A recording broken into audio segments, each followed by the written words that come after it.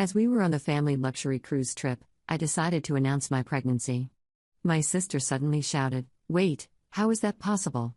How can you get pregnant before me?" That's when my parents shouted, "Thanks for ruining our trip," while comforting my sister. Later she said sorry and came near and whispered, "Say hello to the sharks for me," and shoved me off the yacht in the middle of the ocean. My husband? He just stood there smiling. Dad added, "Some people just don't know when to share good news." But when they came home I was waiting. "I've got a gift for you, too." The Mediterranean sun was beating down mercilessly as I stood on the deck of our family's chartered luxury yacht, watching the crystal-clear waters stretch endlessly toward the horizon. The yacht was a beauty, a 180-foot Benetti with every conceivable amenity, chartered for what was supposed to be a celebration of my parents' 30th wedding anniversary. My father, Howard, had made his fortune in real estate development, and my mother, Edith, had always dreamed of a Mediterranean cruise with the whole family. I touched my still flat stomach nervously, feeling the flutter of excitement I'd been carrying for weeks. At 28, I'd been married to Cole for 3 years, and we'd been trying for a baby for the past year and a half. When those 2 pink lines appeared on the pregnancy test just before our trip, I knew this cruise would be the perfect opportunity to share our joy with the family. I was 12 weeks along now, safely past the most dangerous period for miscarriage. My sister Brooke, 2 years older and recently married to her college boyfriend Marcus, was lounging on a deck chair nearby, her perfectly manicured fingers wrapped around a mimosa. She'd been trying to get pregnant for 6 months now, and I knew she was getting increasingly frustrated with each negative test. But surely she'd be happy for me, right? We were sisters, after all. "Everyone, could I have your attention for a moment?" I called out, my voice carrying across the deck where our small family group had gathered for lunch. Cole looked up from his conversation with Dad about the yacht's navigation system, a smile spreading across his handsome face. He knew what was coming. We discussed the timing of this announcement for weeks. Mom set down her wine glass, and Marcus paused mid-sentence in whatever story he was telling Brooke. "I have some wonderful news to share with all of you," I began, my heart racing with anticipation. "Cole and I are going to have a baby. I'm 12 weeks pregnant." The silence that followed was not what I'd expected. Instead of the eruption of joy and congratulations I'd imagined, there was an uncomfortable pause that stretched like taffy in the Mediterranean heat. Brooke's face went through a series of expressions: confusion, disbelief, and then something darker. She stood up so abruptly that her mimosa glass shattered on the deck. "Wait, how is that possible?" she shouted, her voice shrill enough to make the crew members on the upper deck turn and stare. "How can you get pregnant before me? I'm the older one. I'm the one who's been trying longer." My mouth fell open.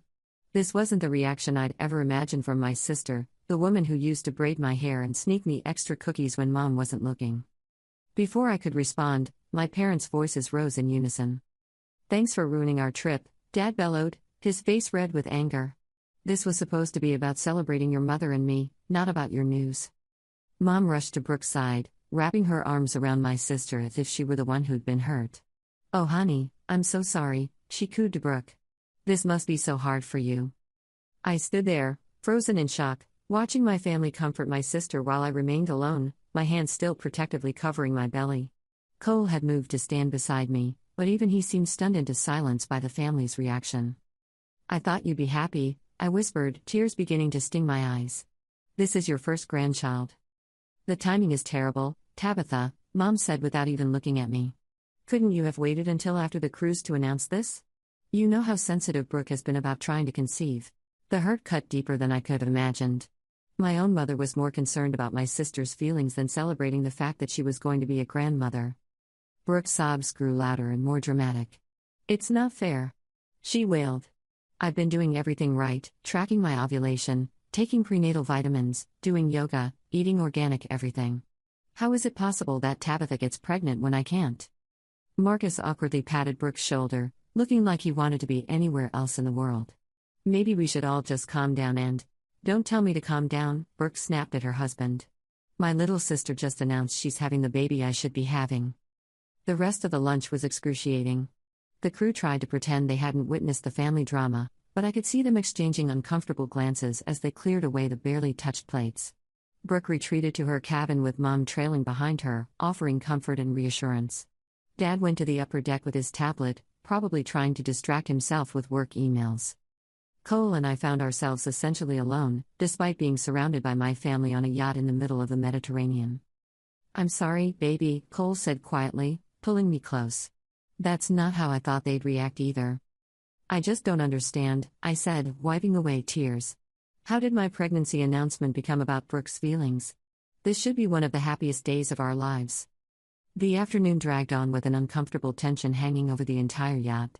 Brooke didn't emerge from her cabin for dinner, and Mom spent most of her time shuttling between the dining area and Brooke's room, bringing her sister food and tissues.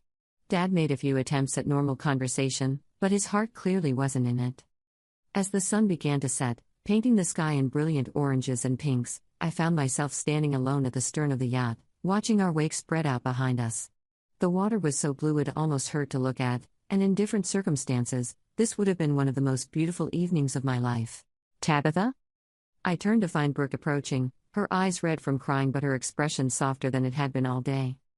"I wanted to apologize," she said, her voice quiet and seemingly sincere. "I know I reacted badly earlier. It's just. This has been so hard, you know? Trying month after month and getting nothing but negative tests." Relief flooded through me.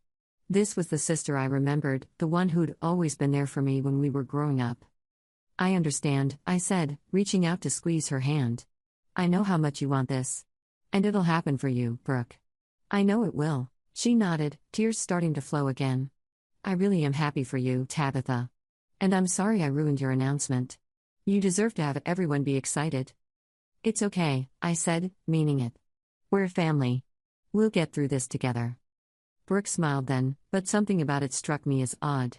It didn't quite reach her eyes, and there was a strange quality to it that I couldn't identify. "You're right," she said, stepping closer to me at the railing. "We are family." She moved to stand beside me, and for a moment, we looked out at the darkening water together.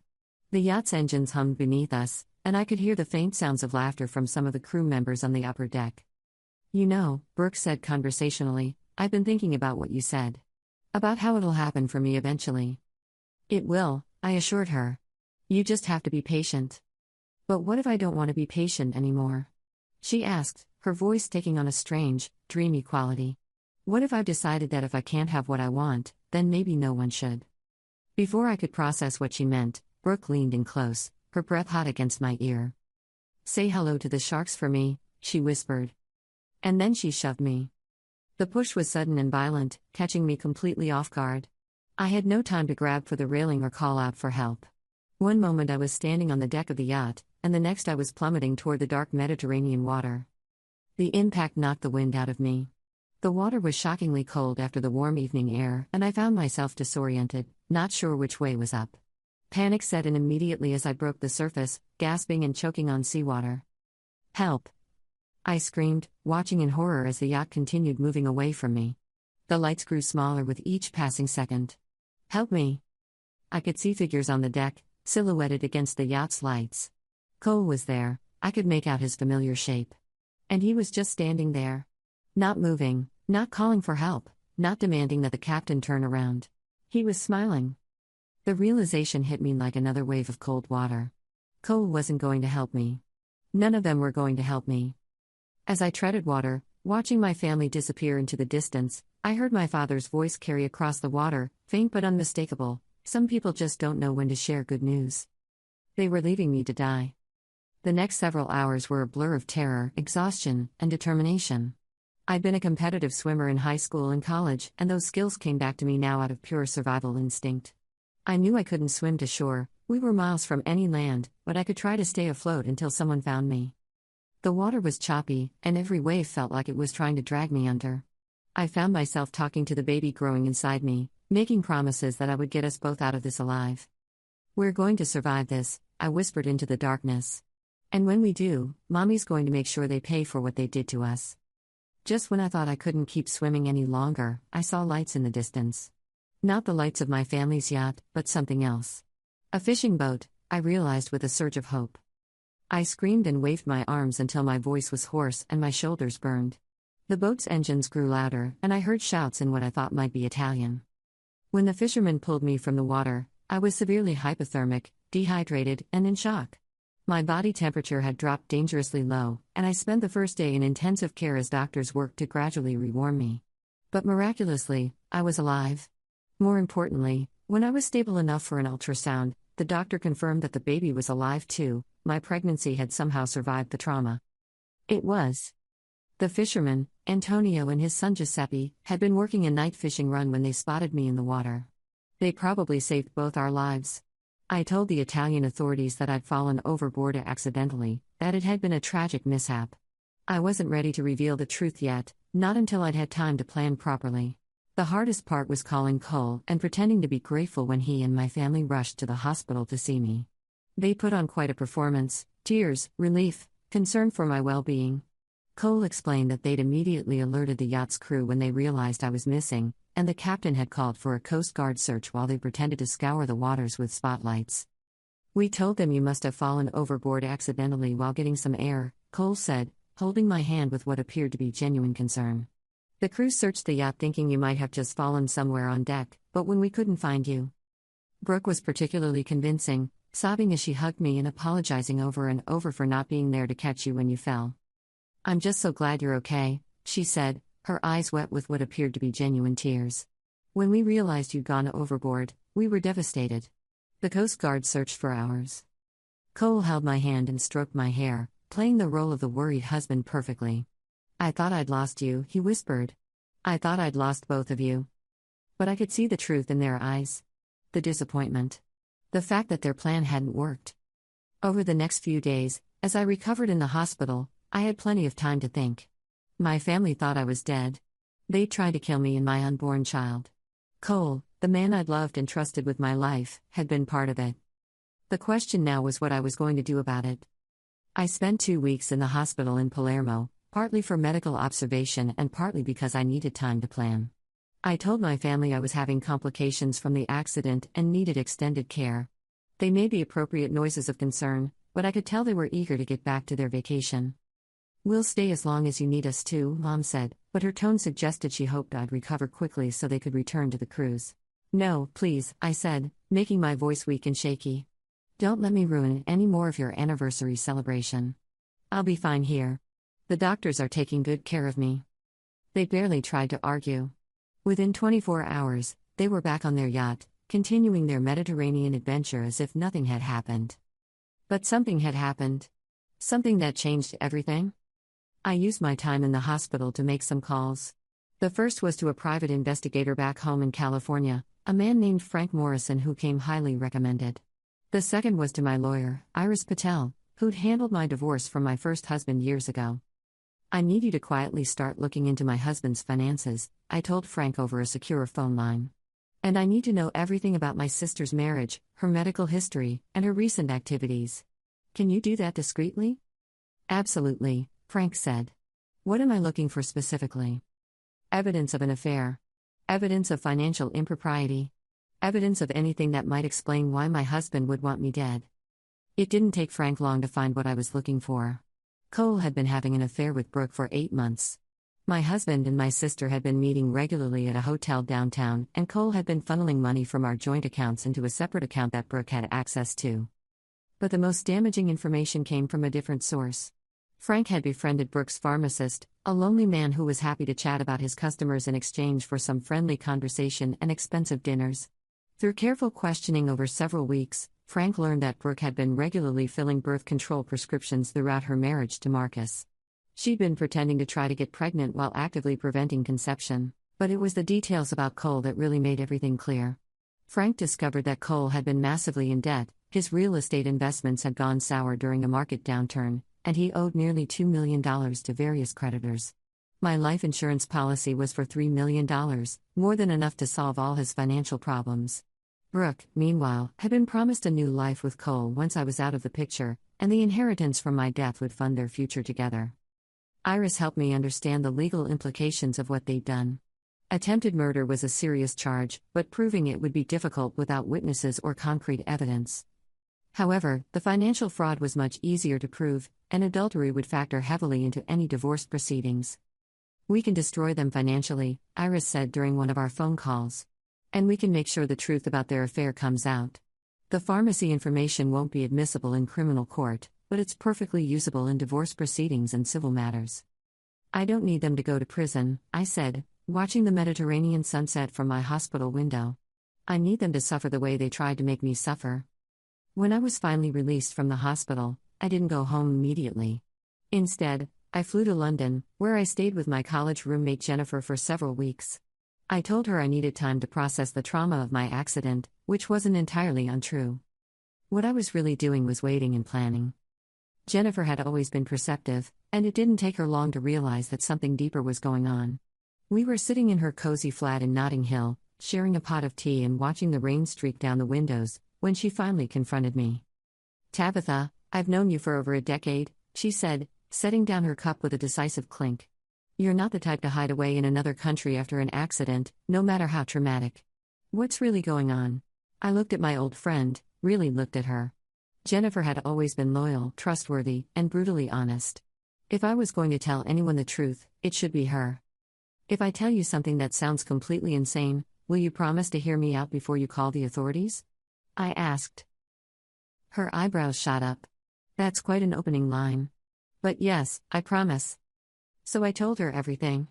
About Brooke's reaction to my pregnancy announcement, about the family's cruel response, about being pushed from the yacht and Cole's smile as I screamed for help. I showed her the evidence Frank had gathered about the affair and the financial fraud. Jennifer listened without interruption, her expression growing more horrified with each detail.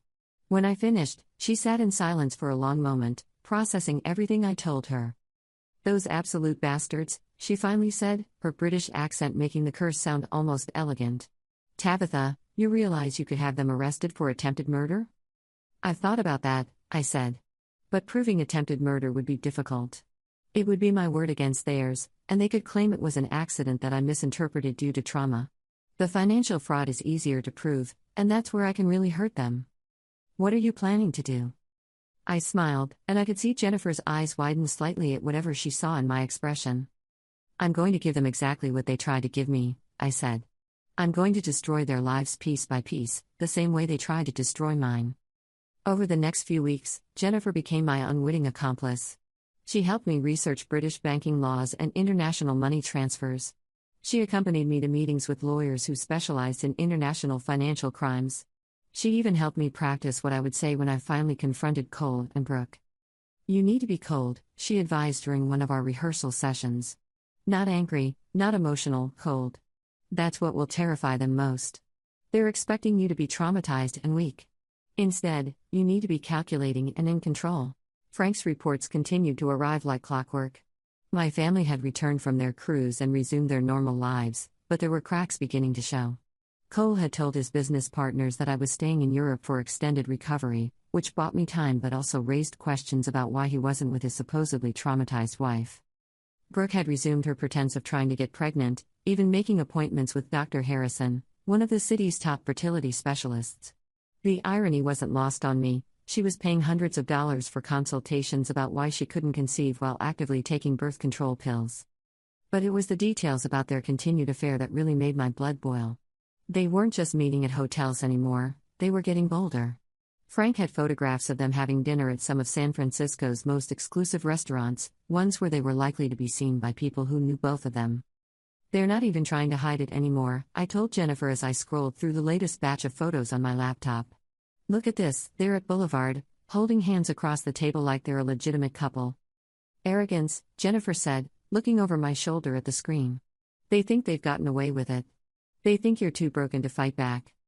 My parents had returned to their respective routines, Dad to his real estate empire, Mom to her charity work and social clubs. According to Frank's sources, they'd been telling people that I was recovering from a traumatic accident, and that they were giving me space to heal.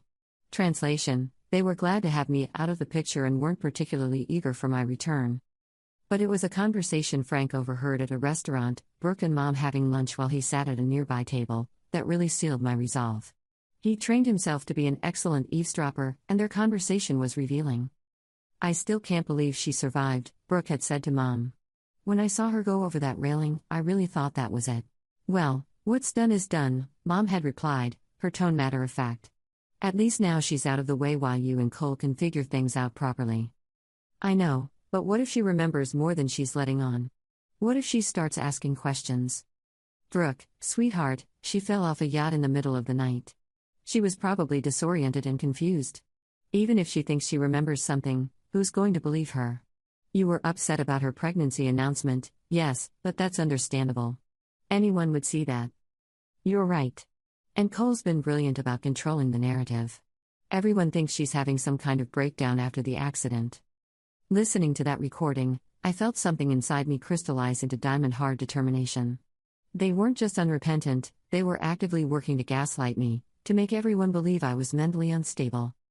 That's when I decided to expand my plans.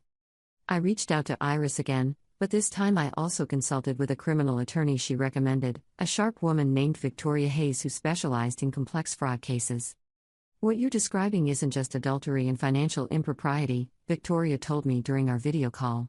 If they were planning to kill you for financial gain, and if they've been systematically moving assets and preparing to claim you're mentally incompetent, this could be conspiracy to commit murder and conspiracy to commit financial fraud.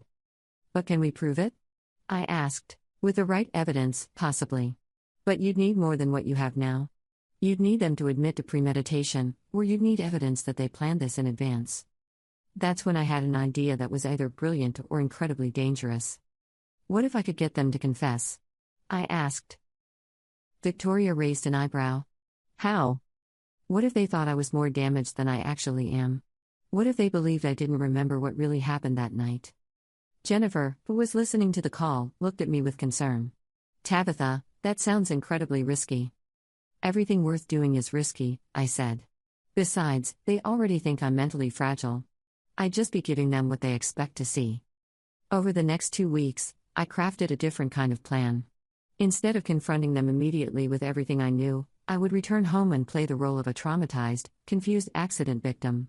I would give them the opportunity to reveal the full extent of their conspiracy, to confess to what they'd done, and to dig themselves even deeper. Victoria helped me understand the legal requirements for recording conversations in California. Jennifer helped me practice my performance, how to seem fragile and confused while actually being in complete control. The key is to seem just aware enough that they feel safe talking around you, but just confused enough that they don't think you're a threat, Jennifer explained. You need to be like a wounded animal, pitiable, but not dangerous. Frank helped me understand California's recording laws and equipped me with a small digital recorder that I could legally use to record conversations I was personally involved in. He also helped me set up security cameras around my own house, perfectly legal since it was my property. If anything goes wrong, he told me, we'll have evidence of everything that happens. The hardest part was saying goodbye to Jennifer. She'd become my anchor during those weeks in London, the one person who knew the whole truth and still believed in me. Are you sure about this? She asked as she drove me to Heathrow Airport. You could stay here, you know. Start over completely. Change your name, build a new life where none of them could ever find you. I considered it for a moment. The idea was tempting, to simply disappear and let them wonder forever what had happened to me. But that would mean they'd won, in a way. They'd successfully driven me out of my own life. No, I said finally. I'm not running away. I'm going home to reclaim what's mine. And if they try to hurt you again? Then they'll discover that I'm not the same person they threw off that yacht, I said. That woman was trusting and naive. This woman knows exactly who she's dealing with. As my plane lifted off from London, I looked down at the city that had sheltered me while I planned my return. In 6 weeks, I'd gone from being a victim to being a predator. My family thought they destroyed me, but they'd actually just taught me how dangerous I could be when I stopped playing by their rules. After 6 weeks of careful preparation, I decided it was time to go home. I flew back to San Francisco on a Tuesday evening, taking a taxi directly to the house I shared with Cole in Pacific Heights. It was a beautiful Victorian that we bought together 3 years ago, renovating it with love and care. Or so I thought. I used my key to let myself in quietly, noting that Cole's car was in the driveway. I timed my arrival carefully. Frank had told me that Brooke usually visited on Tuesday evenings when Marcus was at his weekly poker game. I could hear voices coming from upstairs, Cole's laugh and Brooke's distinctive giggle. They were in our bedroom, in the bed I'd shared with my husband for 3 years. Instead of confronting them immediately, I crept downstairs to Cole's home office and powered up his computer. Thanks to Frank's investigative work, I knew Cole's passwords and had access to all his financial records. I spent the next hour carefully transferring funds from our joint accounts I had every legal right to access, into a new account I'd opened in my name only. I also documented the secret account Cole had created, taking screenshots and printing records that would be useful in divorce proceedings. Then I printed out copies of all the evidence Frank had gathered, photos of Cole and Brooke together, records of their hotel meetings, documentation of the financial transfers, even the pharmacist's information about Brooke's birth control prescriptions. Finally, I made copies of everything and prepared several packages. I wasn't planning to send them to newspapers, that would be reckless and potentially libelous. Instead, these were going to Marcus, to Cole's business partners, and to a few key people in their social circles. Sometimes the truth spreads more effectively through whispers than headlines. When I was finished with my preparations, I walked upstairs to our bedroom. The door was slightly ajar, and I could hear them talking in low, intimate voices. "I can't believe she's been gone this long," Brooke was saying. "Are you sure she's not suspicious?" "She's traumatized," Cole replied. "The doctors said she might need months to recover psychologically from the accident. Honestly, I'm surprised she survived at all. You really gave her quite a push." They laughed together, and the sound made my blood run cold. "I still can't believe we went through with it," Brooke said. "But when she announced that pregnancy, I just saw red. Everything I've been working toward, everything we've been planning, and she was going to ruin it all with her stupid baby." "Well, the baby problem will solve itself once we get the divorce finalized," Cole said. "And with the evidence we'll present about her mental instability after the accident, we should be able to get a favorable settlement." "What about Marcus?" Brooke asked. "What about him? Once you're pregnant with my baby, he'll never know it isn't his. We'll be one big happy family." That's when I decided I'd heard enough. I pushed the door open and stepped into the bedroom, turning on the lights as I did. Well, I said calmly, watching as both Cole and Brooke scrambled to cover themselves with sheets. "Don't you two look cozy?" Brooke's face went white as paper, and Cole's mouth opened and closed like a fish gasping for air. "Tabitha," Cole stammered. "You're home early. I thought you were staying in Europe for another few weeks." "I decided to surprise you," I said, walking further into the room and noting how they both instinctively moved away from me. "And what a surprise this is." "This isn't what it looks like," Brooke said, her voice shaking. "Really?" I asked, raising an eyebrow. "Because it looks like my husband is having an affair with my sister in my bed." "But please, tell me what it actually is." Neither of them said anything. "You know," I continued conversationally, "I had the most interesting few weeks in Europe. I met with some lovely people, investigators, lawyers, accountants. We had the most fascinating conversations about financial fraud, adultery, and attempted murder." Cole's face went from pale to gray. "Attempted murder? Tabitha, you fell off the yacht. It was an accident." "Did I?" I asked. Because I seem to remember someone whispering "say hello to the sharks" for me right before I was pushed into the Mediterranean. "Do you remember that, Brooke?" Brooke's eyes filled with tears, but not the crocodile tears she'd cried at the hospital. These were tears of fear. "I don't know what you're talking about," she whispered. "Of course you don't," I said. "Just like you don't know about the hotel rooms you and Cole have been renting. Or the money he's been transferring to your secret account. Or the fact that you've been taking birth control pills while pretending to try to get pregnant." The silence in the room was deafening. "Here's what's going to happen," I continued, my voice deadly calm. "Cole, you're going to pack a bag and get out of my house. Brooke, you're going to go home to your husband and explain why you've been lying to him for 8 months about trying to have a baby." "You can't prove anything," Cole said, but his voice lacked conviction. I smiled then, and I knew it was the same cold smile I'd seen on Cole's face as he watched me drown. "Can't I?" I asked. "Would you like to see the photos? The financial records? The pharmacy records? Or perhaps you'd prefer to wait and see them when Marcus receives his copy tomorrow morning, along with Cole's business partners and half your social circle?" Brooke let out a small gasp. "You wouldn't." "Try me," I said. It was Cole who broke first. "What do you want?" "I want you both to understand what it feels like to lose everything," I said. "Your money, your reputation, your relationships, your future. I want you to know what it's like to be betrayed by the people you trust most." Over the next hour, I laid out exactly what was going to happen. Cole would move out immediately and file for divorce, accepting whatever settlement I chose to offer. Brooke would tell Marcus the truth about their marriage and the affair, and she would also explain to our parents exactly what had happened on the yacht. "If you don't," I said, "then everything I've discovered goes public. The affair, the financial fraud, the attempted murder, all of it. I'll make sure everyone you know, everyone you work with, Everyone in your social circles knows exactly what kind of people you really are. This is blackmail, Cole said. This is justice, I corrected. You tried to kill me and my baby. You're lucky I'm not having you arrested. We never meant for you to get hurt, Brooke said, tears streaming down her face. It was supposed to look like an accident. We thought you'd be rescued quickly. But you didn't care if I wasn't, I said. You were willing to risk my life, and the life of my child for your own selfish desires.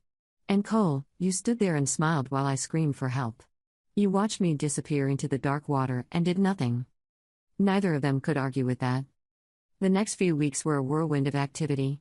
Cole moved out of the house and into a small apartment across town. Brooke's marriage to Marcus imploded spectacularly when she confessed to the affair and her deception about trying to get pregnant. Marcus, who had genuinely wanted children, was devastated and filed for divorce immediately. My parents were harder to deal with. When Brooke finally told them what had really happened on the yacht, they tried to minimize it. It was a moment of madness, Mom said when she called me, crying. Brooke was so upset about your pregnancy announcement. She wasn't thinking clearly. She tried to murder me, Mom, I said flatly.